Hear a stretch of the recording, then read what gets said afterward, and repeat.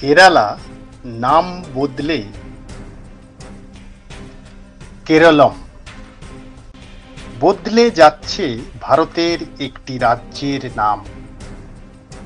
কেন্দ্রীয় মন্ত্রিসভার বৈঠকে কেরলের নাম বদলের সিদ্ধান্ত গ্রহণ করা হয়েছে।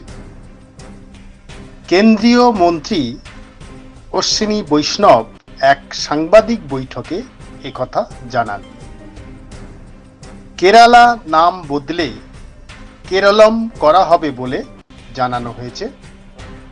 উল্লেখ করা যায়, এই নাম বদলের জন্য পূর্বেই প্রস্তাব পাশ করা হয়েছিল কেরল বিধানসভায়।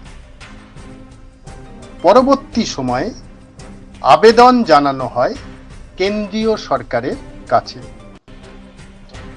কেরলের নাম বদলকে সামনে রেখে 2023-24 সালে দুবার কেরল বিধানসভায় প্রস্তাব পাশ করানো হয়েছিল।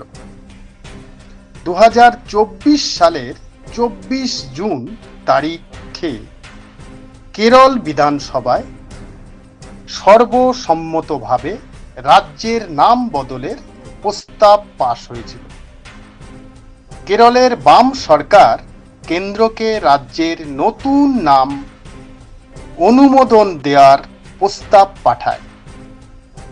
এক্ষেত্রে কেরলের পিনারাই বিজয়ন সরকারের বক্তব্য ছিল, সব ভাষায় এমনকি সংবিধানের 8ম তফসিলেও কেরলের নাম কেরলম করা হোক। এ বিষয়ে যুক্তি দিয়ে বলা হয়, মালয়ালম ভাষায় রাজ্যের নাম কেরলমই। অবশেষে কেরলের নাম বদলের প্রস্তাবে অনুমোদন দিল কেন্দ্রীয় মন্ত্রিসভা। কেরলের নতুন নামকরণ হচ্ছে কেরলম।